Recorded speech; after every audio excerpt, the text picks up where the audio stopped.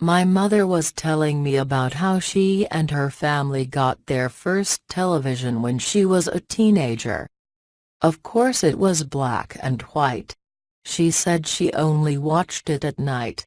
She doesn't remember ever watching it in the morning or afternoon.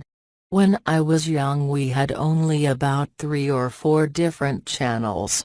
I think they were channel 3, 4, 6, and 9.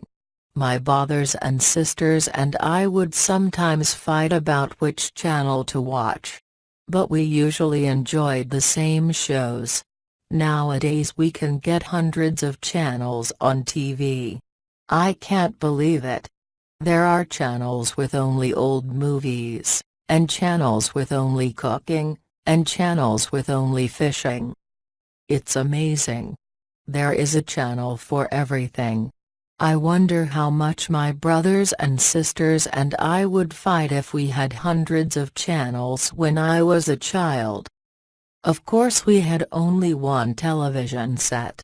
These days I notice families with 2 or 3 or more television sets in their homes. I guess it stops people from arguing over which channel to choose from. Thanks for watching. Please share and like if you enjoyed the video. Thanks so much. Please subscribe to update new videos.